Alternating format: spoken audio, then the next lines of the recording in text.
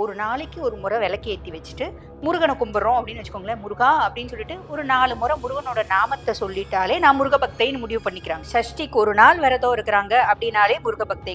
கிருத்திகைக்கு ஒரு நாள் விரதம் இருக்கிறோம் அப்படின்னாலே முருக பக்தை அப்படின்னு நினைக்கிறாங்க. பக்தி அப்படின்றது எப்ப கடவுள் நிதர்சனமா நின்னு நம்ம வீட்ல பேசுவாரு அப்படின்னா,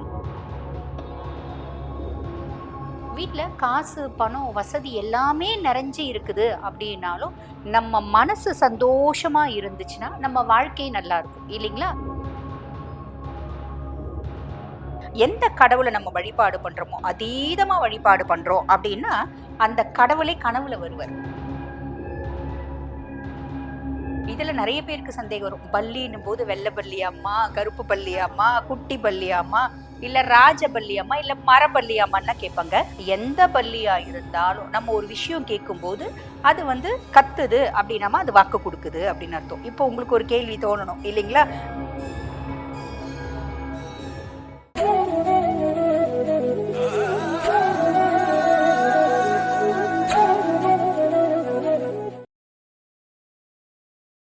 வணக்கம். தொடர்ந்து நம்ம சேனல்ல ஆன்மீகம் மற்றும் ஜோதிடம் சார்ந்த நிறைய விஷயங்கள் பார்த்துட்டு இருக்கோம். ஸோ அந்த வகையில இன்னைக்கு டாக்டர் தீபா அருளாளன் மேம் இருக்காங்க. பேசலாம்.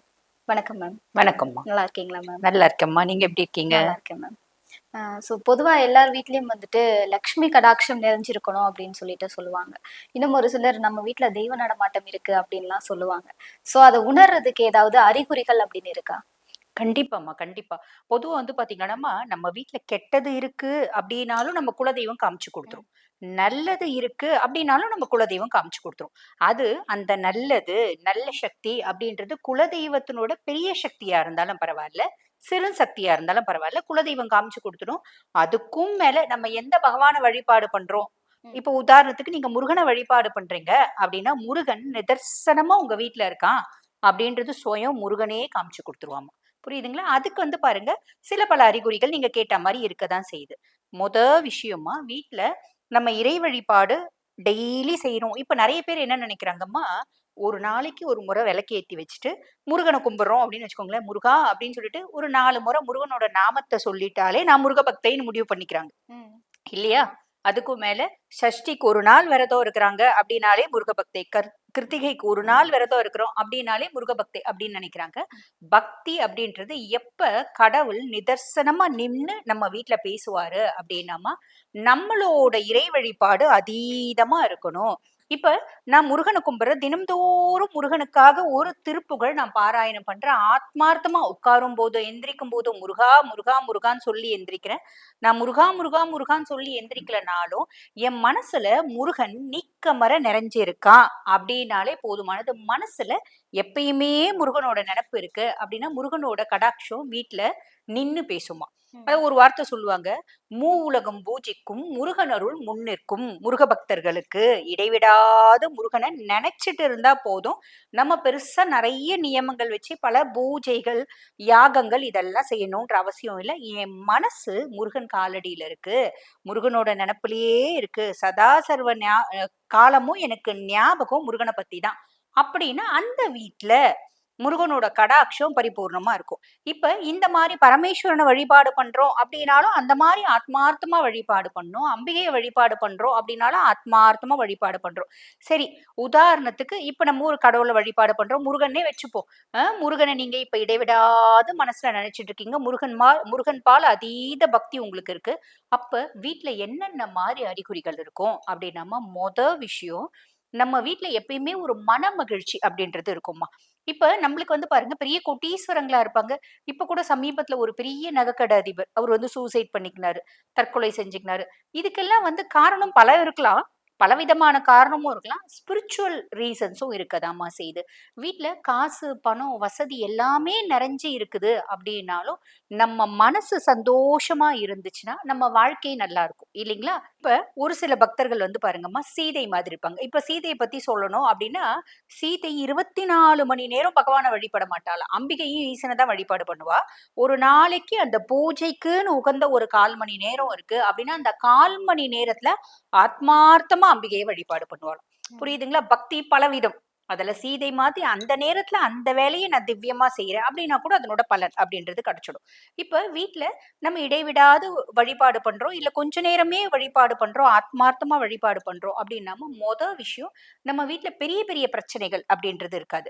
அந்த பெரிய பெரிய பிரச்சனைகள் விதி வழி ஜாதக ரீதியா பிராப்தம் இருக்கு இல்லைங்களா? இப்போ உதாரணத்துக்கு ஒருத்தவங்களுக்கு அஷ்டமத்து சனி இருக்குன்னு வச்சுக்கோங்களேன்.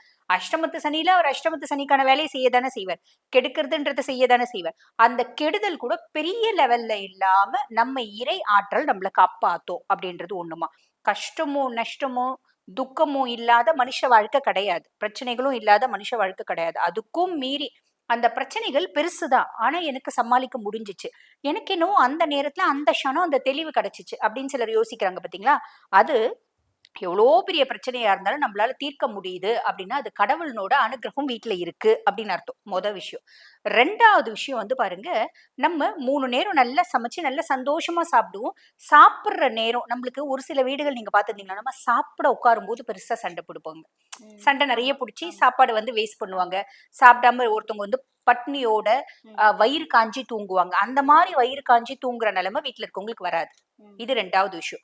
3வது விஷயம் வந்து பாத்தீங்கன்னா, நம்ம நிம்மதியா தூங்குவோம் வீட்ல படுத்தா. வீட்ல நல்ல ஆற்றல்கள் நிறைஞ்சு இருக்கு அப்படின்னா தூக்கம் அப்படின்றது நல்லா வருமா. இல்லைன்னா தூக்கம் இல்லாம, அதாவது தூக்கம் இல்லாம கஷ்டப்படுவாங்க. நல்ல ஆற்றல்கள் இல்ல, நேர்மறை ஆற்றல்கள் இல்ல, நம்ம இறை சக்தி அங்க இல்ல அப்படின்னா தூக்க பிரச்சனை இருக்கும். இவங்க இறை சக்தி இருக்கிற நிம்மதியா தூங்குவாங்க. இத வச்சும் கண்டுபிடிக்கலாம். அதுக்கு அடுத்து வந்து பாருங்கம்மா, எந்த கடவுளை நம்ம வழிபாடு பண்றோமோ அதீதமா வழிபாடு பண்றோம் அப்படின்னா அந்த கடவுளே கனவுல வருவார். இப்ப நீங்க முருகனை வழிபாடு பண்றீங்க அப்படின்னா சேவலை பார்ப்பீங்க, மயில பார்ப்பீங்க, வேலை பார்ப்பீங்க, முருகனையே பார்ப்பீங்க அப்படின்னு சொல்லலாம். அந்த முருகன் நம்ம சிலை ரூபத்திலயும் பார்க்கலாம், முருகன் வந்து மனித ரூபத்திலயும் பார்க்கலாம் அப்படின்னு சொல்லலாம்.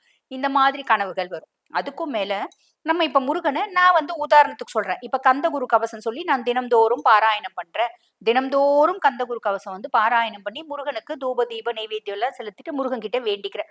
நான் முருகனோட உண்மையான பக்தி. எனக்கு வந்து ஜாக்குவார் கார் குடு, எனக்கு வந்து டி நகர்ல ஒரு ஃபிளாட் குடு, இதெல்லாம் நான் கேட்க போறதில்ல. முருகா நீ என் கூட இரு. அவ்வளவுதான்.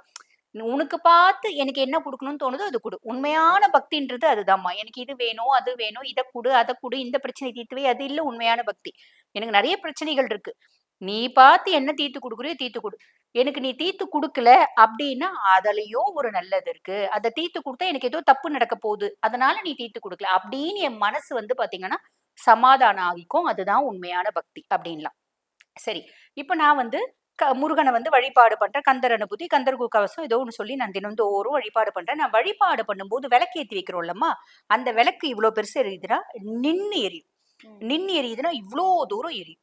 இது உக்ர தெய்வ வழிபாடு. இப்ப வந்து கால பைரவன வழிபாடு பண்றாங்க, காளி வழிபாடு பண்றாங்க. இந்த மாரி தசமகா வித்யாக்கள வழிபாடு பண்றாங்க.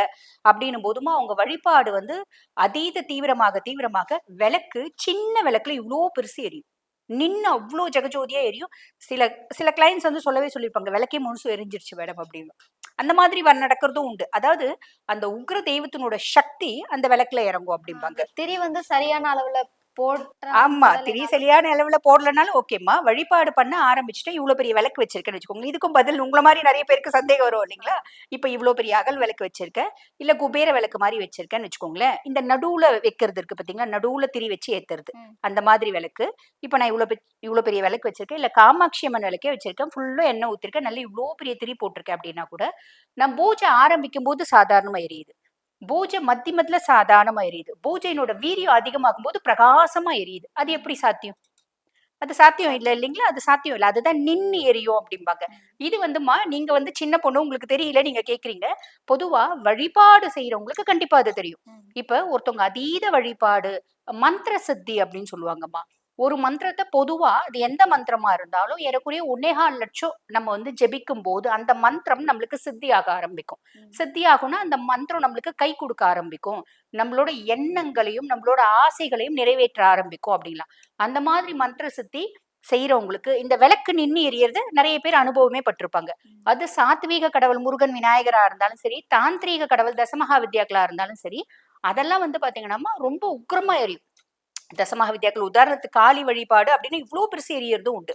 எந்த வழிபாடு அதீதமாகுதுன்னாலோ, அங்க விளக்கு நின்னு எரியறது அப்படின்றது ஒண்ணு இருக்கும். நீங்க சொன்ன மாரி இப்ப ஃபேன் நல்லா போட்டு விட்டுட்டாங்க, காத்துல எரியறது கணக்கு கிடையாது. ம்.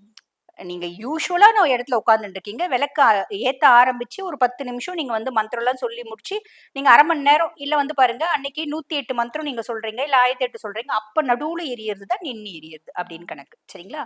இது ஒண்ணு. அடுத்த விஷயம் என்னன்னாம்மா, நம்ம கடவுள்கிட்ட கேட்கிறோம். "முருகா எனக்கு இவ்ளோ பிரச்சனை இருக்கு." இப்ப நான் சொன்ன மாரி வழிபாடு யாரும்மா செய்வாங்க? "எனக்கு எதுவுமே வேணாம் முருகா, நீ மட்டும் இரு." அந்த மனசு வராது. எனக்கு நான் என்ன இது வந்து கலிகாலம். எனக்கு இது சுத்தி புடுங்கல், சுத்தி பிரச்சனை. அந்த புடுங்கல்லேருந்து வெளிய வரதுக்கு தான் நான் பகவானோட காலடியே வந்து பிடிக்கிறேன் இல்லைங்களா? அப்ப கேட்கிறோம். முருகா எனக்கு பையன் வந்து படிக்கவே மாட்டேன்றான். பையன் எப்படியாவது இந்த வருஷம் பாஸ் ஆயிடணும். இப்ப நெறைய பேர் என்ன பண்றாங்க, பிள்ளைங்க டாக்டர் ஆகணும் அப்படின்னு சொல்லிட்டு, நம்ம வந்து பார்த்தீங்கன்னா, மேனேஜ்மென்ட் சீட் வாங்குறோம், என்ஆர்ஐ கோட்டா வாங்குறோம், இப்படி நெறைய விஷயம் வாங்குறோம். அப்ப அந்த பிள்ளைங்க படிக்கல அப்படின்னா, பேரண்ட்ஸோட மனநிலை என்ன ஆகும்? ரொம்ப கஷ்டம். அப்ப பிள்ளைங்கள விட பேரண்ட்ஸ் ரொம்ப கஷ்டப்படுறாங்க. அப்போ வந்து முருகா நீ பார்த்து செய்யின்ற மனசு வராது இல்லையா? எப்படியாவது என் புள்ளைய பாஸ் பண்ணி குடுத்துரு அப்படின்னு தான் அந்த தாய் வேண்டுவாங்க. அந்த மாரி அந்த தாய் வேண்டுறாங்க அப்படின்னும் போதுமா, வேண்டும் போது எப்படியாவது என் பையன் பாஸ் ஆயிடணும். பாஸ் ஆக்கி குடுத்துரு அப்படின்னும் போது கவுளி கத்தும். ம். பேர் சொல்லாதது பல்லின்னு சொல்லுவாங்க பார்த்தீங்களா? அந்த பல்லி கத்தும். பல்லி கத்துது அப்டின்னா, உங்களோட தெய்வம், உங்களோட குலதெய்வம். அந்த நேரத்துல நீங்க வந்து இஷ்ட தெய்வத்த தான் வழிபாடு பண்றீங்க. முருகன உங்களுக்கு குலதெய்வமா இருக்கலாம், இஷ்ட தெய்வமா இருக்கலாம். எந்த தெய்வத்த வழிபாடு பண்றாங்களோ, அந்த தெய்வம் நிதர்சனமா சத்திய வாக்கு குடுக்குது அப்டின்னு அர்த்தம். இதுல நெறைய பேருக்கு சந்தேகம் வரும். பல்லின்னும் போது வெள்ள பல்லியாம்மா, ம். கருப்பு ஆமா. பல்லியாம்மா, குட்டி பல்லியாம்மா, இல்ல ராஜ பல்லியாம்மா, இல்ல மர பல்லியாம்மான்லாம் கேட்பாங்க. எந்த பல்லியா இருந்தாலும், நம்ம ஒரு விஷயம் கேட்கும்போது, அது வந்து கத்துது அப்டின்னாமா, அது வாக்கு குடுக்குது அப்டின்னு அர்த்தம். இப்போ உங்களுக்கு ஒரு கேள்வி தோணணும் இல்லைங்களா? ஆமா. அதாவது பல்லி வந்து பாத்தீங்கன்னா, அவங்களோட ஆப்போசிட் ஜெண்டர அட்ராக்ட் பண்றதுக்கு கத்தும். ம். காம எண்ணங்கள இது வெளிப்படுத்துறதுக்கு கத்தும். அப்டின்ற மாரி உங்களுக்கு தோணும் இல்லைங்களா? அது ஒரு விதத்துல உண்மையும் கூட தான். ஆனா, நீங்க பல விஷயம் செய்யும்போது, நீங்க டெய்லி வந்து காலையில இருந்து சாயங்காலம் வரைக்கும் நம்ம எத்தன விஷயம் பேசிட்டு இருப்போம் வீட்ல. அத்தன விஷயத்துக்கும் பல்லி கத்திட்டே இருக்கா? கத்துது. இன்னைக்கு நீங்க அப்படியே நினைச்சீங்கன்னா கூட, இன்னைக்கு இந்த வேண்டுதல் வேண்டுறீங்க, பல்லி கத்துது. நாளைக்கு திருப்பி இதே வேண்டுதல் வேண்டுங்க, பல்லி கத்தும். அப்பன்னா அந்த வார்த்தை உங்களுக்கு பலிதமாக போகுது அப்படின்னு அர்த்தம்.